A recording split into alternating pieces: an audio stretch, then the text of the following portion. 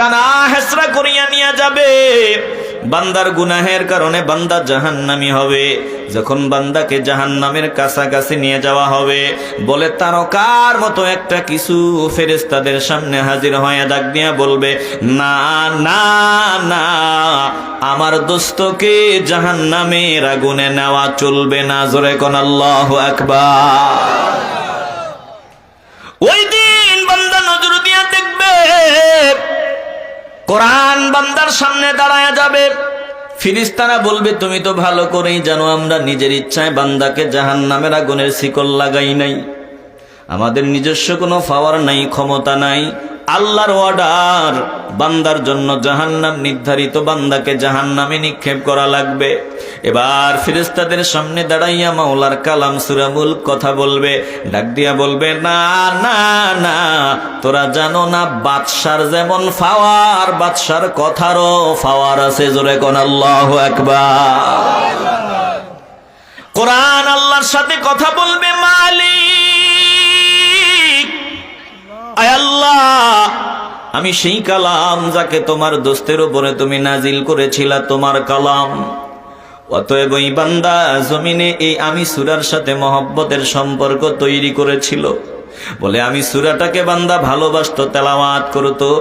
আজ বান্দা জাহান্নামে যাবে এটা হতে পারে না। না না না, আমি থাকতে বান্দাকে জাহান্নামের আগুনে জ্বলতে দিতে পারবো না। এবার আল্লাহ ডাক দিয়া বলবে, যাও যাও যাও, তোমার সুপারিশ মঞ্জুর করিয়া নিলাম। এই সুপারিশের খাতিরে আমি আল্লাহ বান্দাকে মাফ করে জান্নাতি বানায়া দিলাম।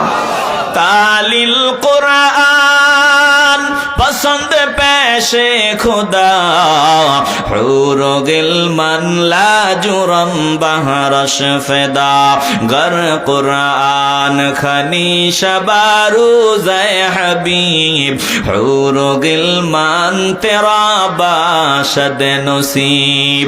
ও মুসলমান ইমানদার, আল্লাহর কোরআনকে মহব্বত করো, জান্নাতের হুর গিলমানরা তোমার জন্য অপেক্ষমান।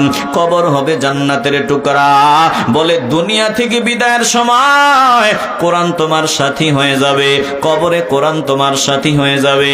বান্দাকে কবরে শোয়া দেওয়ার পর বান্দা নজর দিয়ে দেখবে দুনিয়ার সব মানুষ বিদায় হয়ে গেল, কে জানি বান্দার কবরে হাজির।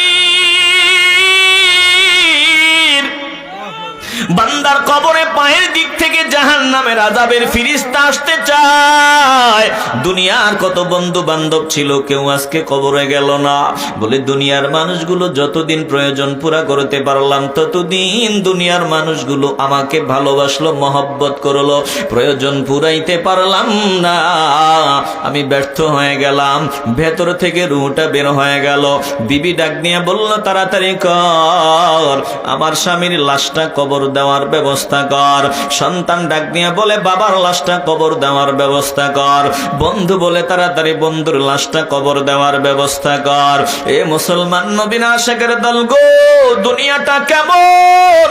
আসরের পর প্রোগ্রামে রওনা দিলাম। সন্তান মাগরিবের পরে ফোন দিল, হুজুর আপনি কোথায়? বললাম, বাবা আমি প্রোগ্রামে রওনা দিলাম। বলে, যাবেন প্রোগ্রামে, অসুবিধা নাই, আমার বাবা আপনারে অনেক মহব্বত করতো, অনেক ভালোবাসতো। আমার বাবা জমিন থেকে বিদায় হয়ে গেছে। বলে, আসরের পর মাগরিবের আগে জমিন থেকে বিদায় হয়।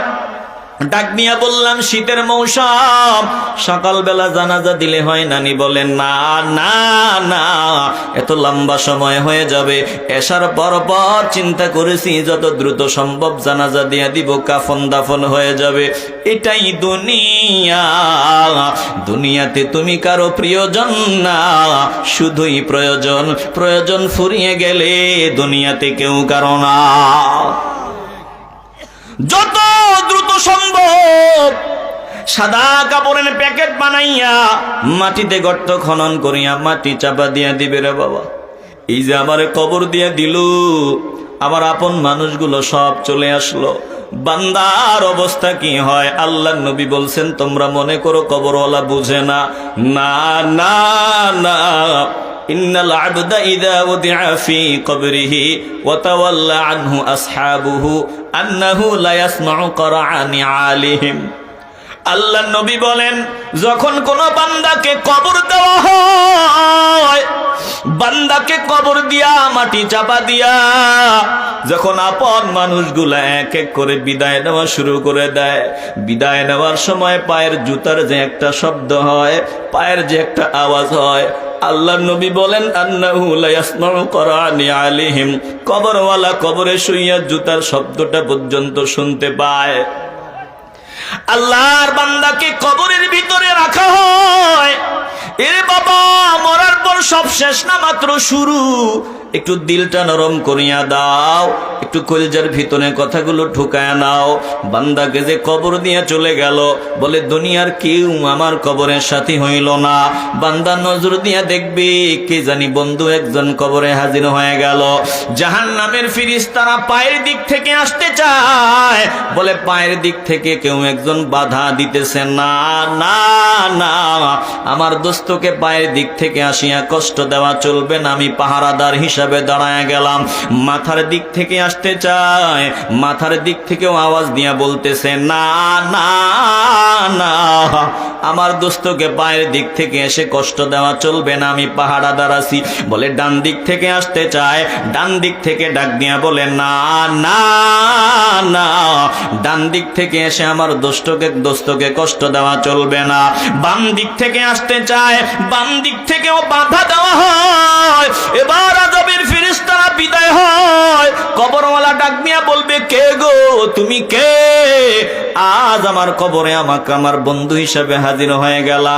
বলে শুনিয়া লও, আমি তোমার বন্ধু, জমিনে তেলাওয়াত করেছো, আমি তেলাওয়াতকৃত মাওলার কালাম, আমি সূরা মুলক কবরে হাজির হয়ে গেলাম। টেনশন নাই, তোমার জান্নাত পর্যন্ত পৌঁছায়া দেওয়ার আগ পর্যন্ত সাথী হিসাবে আছি। জোরে কোন আল্লাহু আকবার। বাবারা, এই মাহফিল হওয়াতে শয়তান খুশি না বেজার? আসতে বলবেন না, খুশি না বেজার? সব শয়তানদের কররা ডিউটি এখানে চলতেছে, কথা কয় না? শয়তান চায় যাতে মাহফিলটা সুশৃঙ্খল ভাবে সমাপ্ত না হয়, কথা কন? বলেন, আমরা শয়তানের কথা শুনবো? আসতে বলবেন না, শুনবো? কে কে আজকে মোনাজাত পর্যন্ত এই মাহফিলে সময় দিয়ে যাবেন? দুই হাত উঁচু করে আল্লাহকে দেখায় দেন।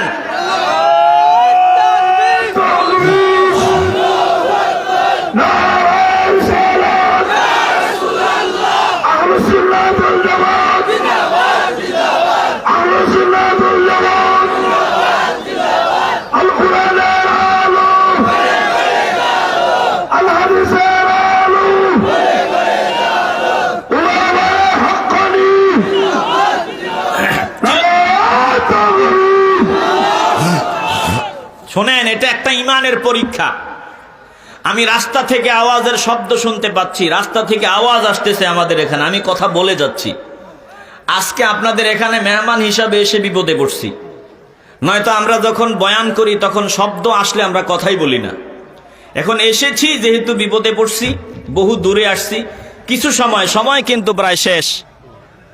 আল্লাহ, দেখছেন কত দিক সমস্যা।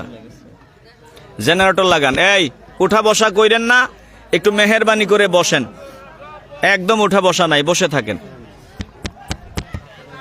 এনে সমস্যা কি? না, আওয়াজ কিসের? আচ্ছা, সকলেই বলি আলহামদুলিল্লাহ, চিল্লায় বলি আলহামদুলিল্লাহ। একটু দিল দিয়ে অনুধাবন করে নেন, তাইলে কোরআনের সূরা মুলক আমাদের সাথী হবে। এবার বুঝে থাকলে মহব্বতের আওয়াজ দিয়ে বলবেন, আমরা এই কোরআন তেলাওয়াত করে অন্তত সূরা মুলকটা নিয়মিত আমল করতে চাই কি চাই না? এ মুসলমান নবীর আশিকের দল, এবার আসেন একটু সংক্ষিপ্ত আলোচনার দিকে নজর দেই। আল্লাহ তাআলা সূরার শুরুতে বললেন, বিসমিল্লাহির রাহমানির রহিম, তাবারাকাল্লাযী বিয়াদিহিল মুলক ওয়া হুয়া আলা কুল্লি শাইইন কাদির। একটু আওয়াজ দিয়ে বলেন না আল্লাহু আকবার।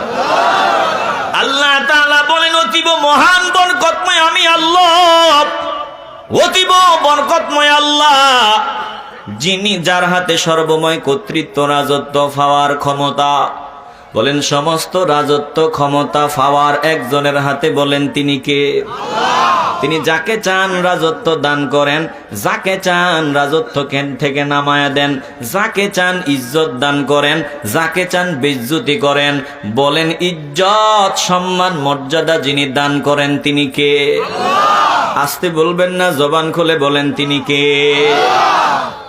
আল্লাহ তাআলা বলেন আমি আল্লাহর পাওয়ার সব জায়গায় চলে, এমন কোন জায়গা নাই যেখানে আমার পাওয়ার চলে না, ক্ষমতা চলে না। বলেন সব জায়গায় যার ক্ষমতা চলে, বলেন তিনি কে? ওয়া হুয়া আলা কুল্লি শাইইন কাদির।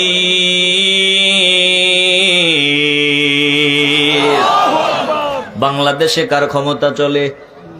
কথা বলেন না, কার? ভারতে কার? আমেরিকায় কার? দুনিয়ার সবার ক্ষমতার একটা সীমারেখা আছে, একজনের ক্ষমতার কোনো সীমারেখা নাই। বলেন তিনি কে?